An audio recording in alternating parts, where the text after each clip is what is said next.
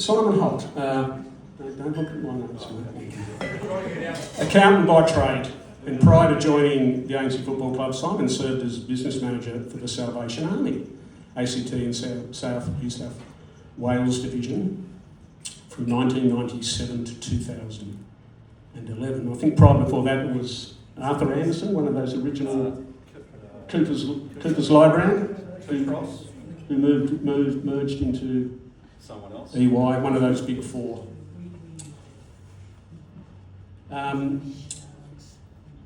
You started your involvement with the ANC Junior Football Club from 2007. So my question is, I know a bit of Simon's history. He was a Southside boy. He was a grammar snob, as we call it. What brought you to the ANC Football Club? So I grew up with virtually no involvement with AFL and wisely got married to Elizabeth. And we started our kids in soccer, and that was a big mistake. And then Liz's family has always been a strong AFL connection, so we spent a year at Belconnen. But I actually connected with someone here tonight through birth class. So Justin Foley and I were in the same birth class, and we decided that he was coaching a team at Ainslie and maybe we should go there. So we were living in Hawker, and we'd always planned to move back to Deakin, which is where I grew up. And we did, and we thought it was the right time to leave Belconnen. In fact, it was probably, should have left Belconnen the year before we started, but anyway. So that's how we're here. You got roped into the role of junior president in late 2013, and by late 2014 you added the role of junior football manager. Now you continued in those roles until late 2017, but you stepped into the role of general manager in 2017 in July, when Craig Wallace resigned to move over to Canada. And I think it was a bit of a conversation that Wallace had with you about stepping into the role. How did that conversation go? Into the junior president? No, into the general manager. I don't know that I remember terribly well, because I was junior president, junior football manager, and Craig had left, so it was all fairly chaotic. But I think I said, look, I'm happy to help out for a short period of time, and the short period of time ended up being about 5 years. So, sorry, but to be honest, it's the kind of role where you can make a difference. So I've been involved in lots of workplaces where you can put forward good ideas and they'll go through about 18 committees, and by the time anyone makes their mind up on something, the opportunity's passed. At the footy club, here was a chance to actually put forward ideas, discuss with some sensible people, and Lee and Ian, about how things might work, and we could do it. And it was fantastic. It was one of the most rewarding roles I've had. If I had any notion of about a work-life balance, I would have done it for longer, but I've always failed on that front, as Teaser will clearly agree with. Our justification, I think, for employing Simon was his experience in working with the not-for-profit sector. Not-for-profit sector. We utilised his skills in exploring how a relationship with a community organisation could benefit both the organisation and the ANC Football Club. And we can honestly say that it certainly has worked out. During my time as President, Simon, as our General Manager, had a substantial impact on the running of the ANC Football Club, and could always be relied upon to find solutions to our football challenges. And as I elaborated with Sue-Ann, there were some challenges which we've discussed. I don't think we need to go back there. But we also had challenges with our beautiful and well-respected coach, Chris Rourke, and our visits to AFL Canberra for his indiscretions, you can say. They were good days, weren't they? They were. I think the solution of nailing the window in the coach's box shut is hard to go past, really. And just to go in terms of elaborating on Simon's commitment to us, whilst we were recruiting for his replacement, he continued in the role, and even when his replacement, Matthew Diglio, left for greener pastures, or I think that the dark side is more appropriate, at AFL Canberra, he came back for a short stint to help us out, which again was greatly appreciated. Post-life, Simon kept his involvement on a volunteer basis on the committee as club secretary. Public officer? You still the public officer? No. Annie. And of course, manager of the women's first grade team, although it's fair to say you oversee all of the women's teams. I help out. Help out. Also fills in regularly as ground manager on game days. And of course, you're here with your beautiful family. Your wife Liz, as said. Henry. Gus is not here. Unfortunately, he's still in England. Still in the UK. Maddie and Monty. So, welcome.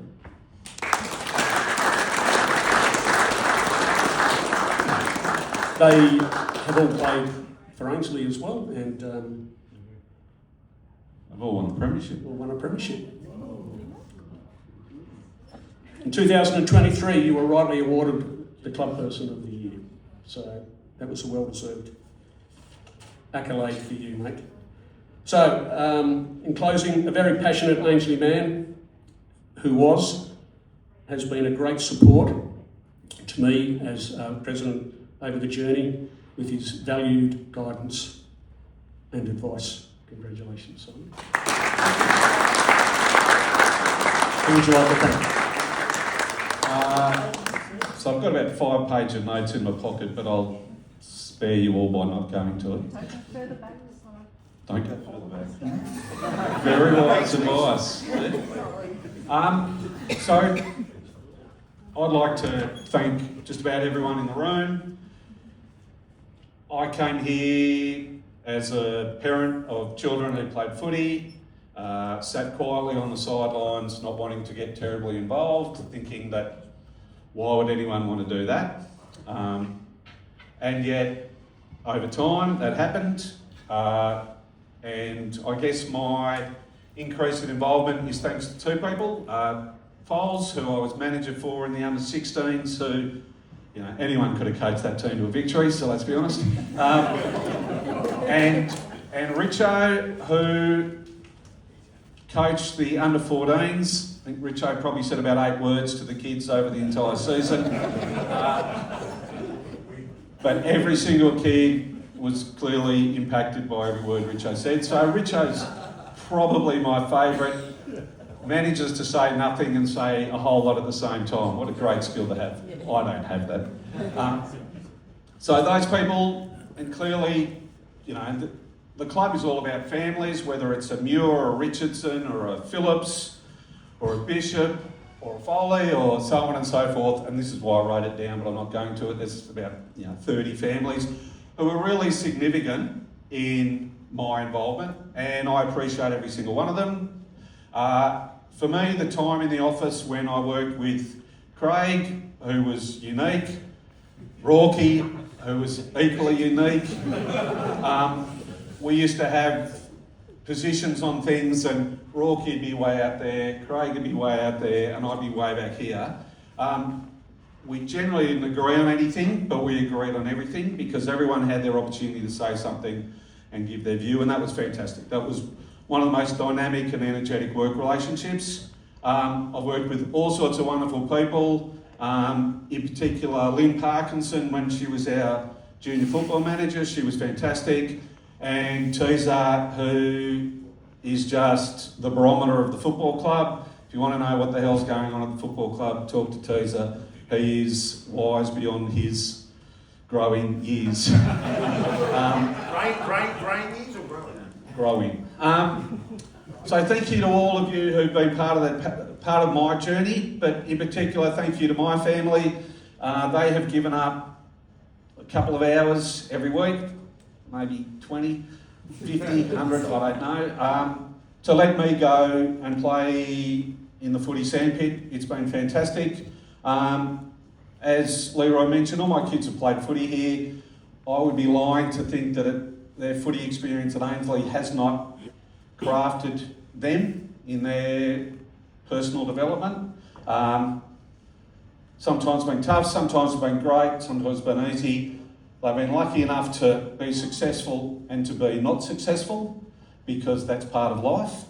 And I appreciate everything they've done for me. They give me a whole lot more than I ever give them. And in particular to Liz, who doesn't like big rooms full of people. Really appreciate her coming today to help me celebrate this. I couldn't do any of this without her, so thank you, Lizzie, much appreciated.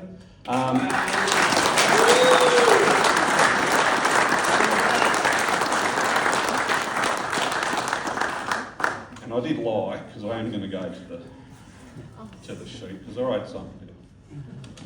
And vaguely at the time I thought it might be inspiring, but I find that very hard to believe after a couple of years. Must be on this page. So, my challenge to you: when you wake up in the morning, remember that you will make great decisions and shit ones. You will please some and piss others off. You will be on top of things one moment and you need to get help from your family and friends the next. You don't need to know all the answers, and you won't. Admit it when you've stuffed up and forgive others when they do. Ask for help when you need it and make time for others when they do. And remember, life is so much more than a game of footy, but it's bloody nice when you win.